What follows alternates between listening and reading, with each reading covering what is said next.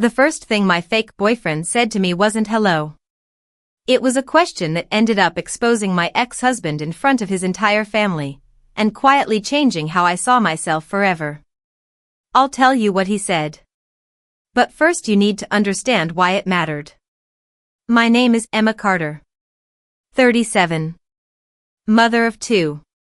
4 months ago, I believed I had a happy marriage. Looking back, I don't think it ended the day my husband left. I think it ended long before that, the day I started believing every problem in our house was somehow my fault. I just didn't notice until it was too late. It happened on an ordinary Tuesday. My son wanted his sandwich without jelly. The coffee was going cold.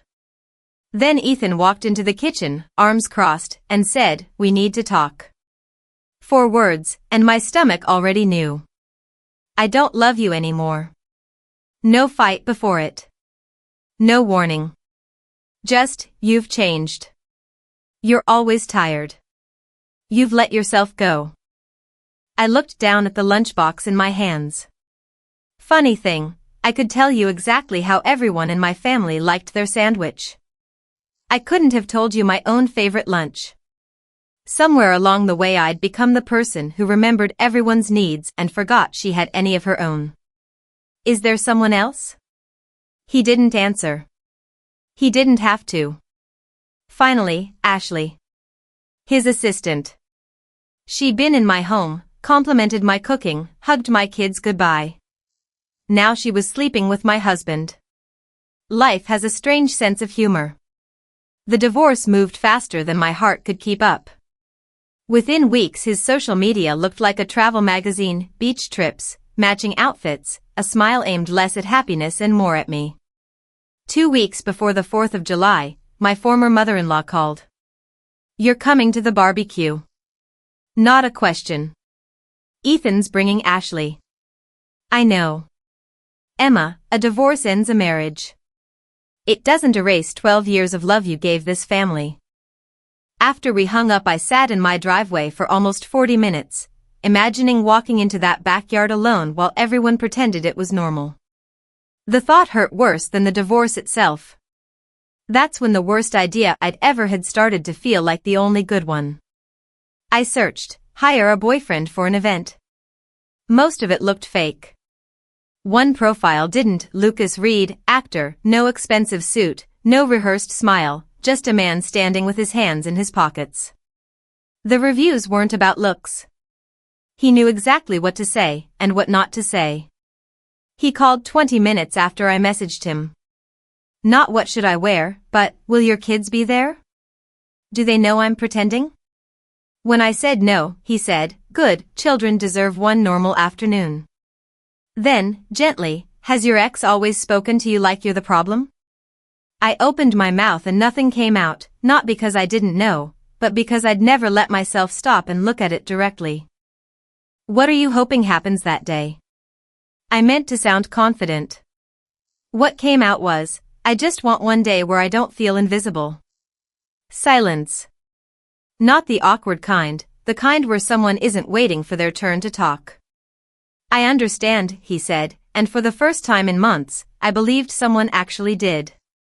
2 days later he knocked on my door at exactly 2:30, in a plain blue shirt, nothing about him trying to impress anyone. Before I'd even introduced myself, I apologized, for what, I couldn't say.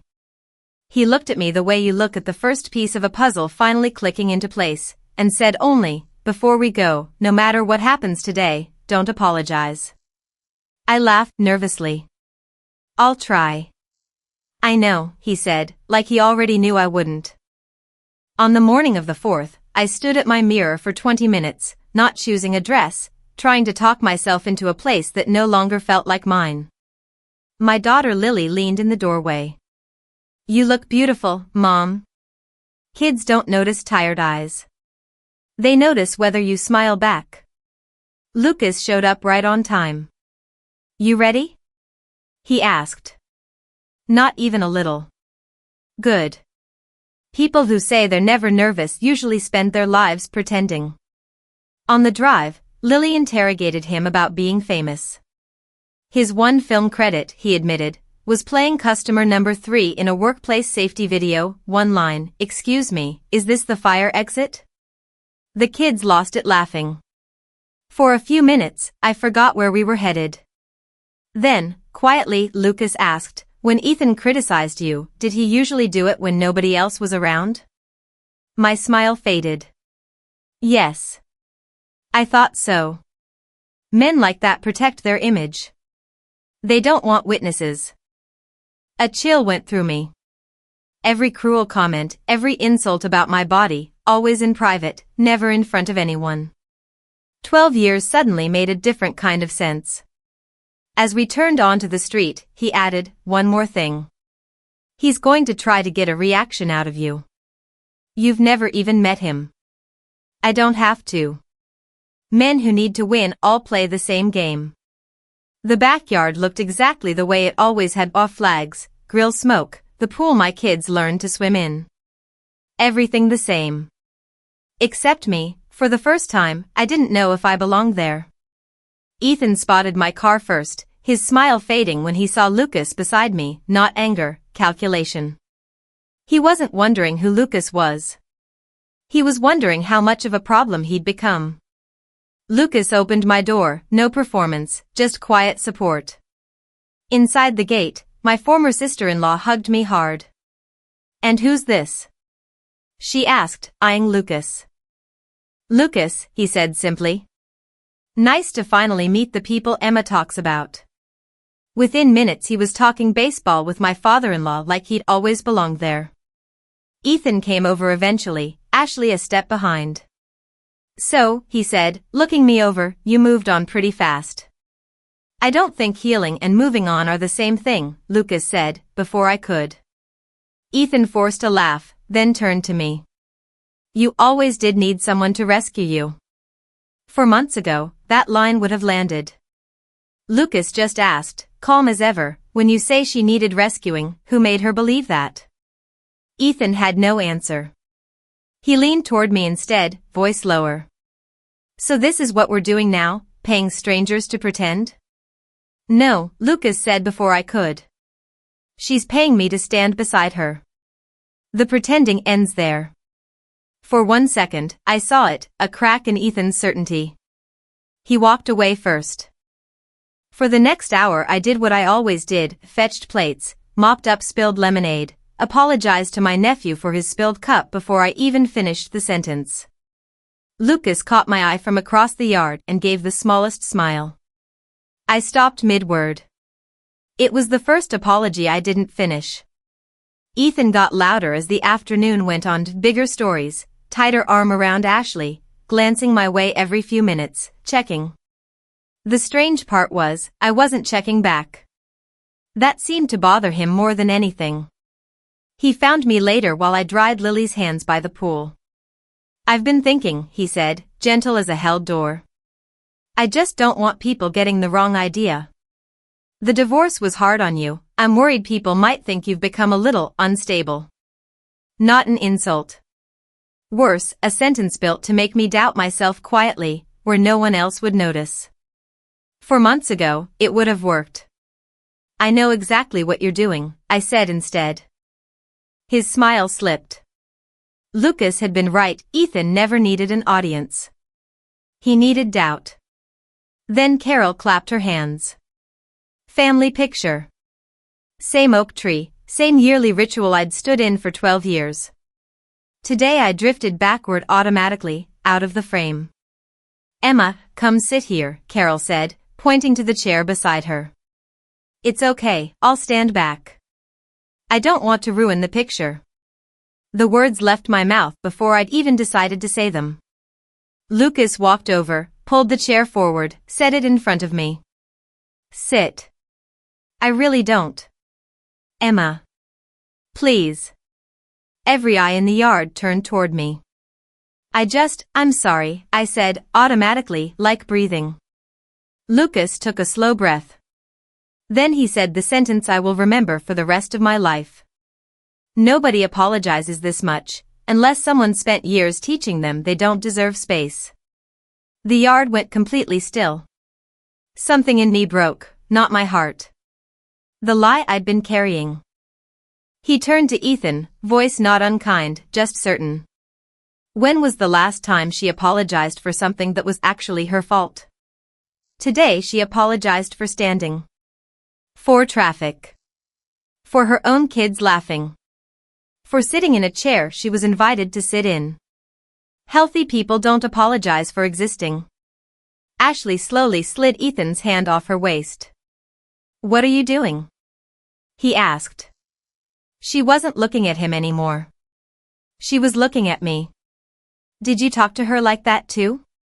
You're overthinking this, Ethan said. No, she said quietly. I think I just started thinking. She looked at me for a long second. The only person she's been afraid of all afternoon is you. Then she took off the bracelet he bought her, set it on the table, and picked up her purse. He followed her to the gate. Ashley. She didn't turn around.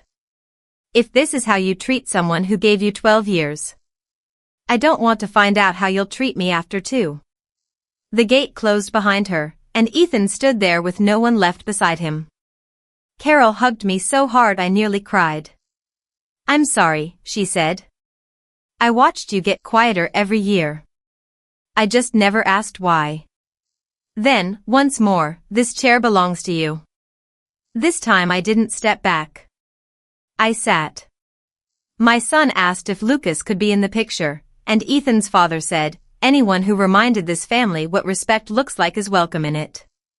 Lucas stepped into the back row, and the camera flashed on the first photo in 12 years where my smile wasn't a performance. That evening, I handed Lucas his payment. He peeled off $100 and gave it back. You overpaid. I only acted for the first 5 minutes. He glanced at my house. The rest was just someone telling you the truth. Thank you, I said. Notice something? You haven't apologized in almost 2 hours. He was right. Not once, not since I sat in that chair. Before he drove off, he said, the strongest people aren't the ones who never get broken. They're the ones who stop believing they deserved it. Then he was gone, and I never saw him again. I didn't need to. Healing wasn't instant. Some mornings were still lonely. But little by little, I stopped asking permission to exist, bought clothes because I liked them, laughed without covering my mouth, stopped explaining myself. Months later, at Lily's school concert, a stranger accidentally bumped my elbow while everyone was clapping. Instinctively, I started to say, sorry. Then I stopped. I smiled instead, and kept clapping. People ask if hiring a fake boyfriend was the best decision I ever made. It wasn't. The best decision was believing the one sentence that finally set me free. Nobody apologizes this much unless someone spent years teaching them they don't deserve space. And once you stop believing that lie, no one can ever make you feel small again.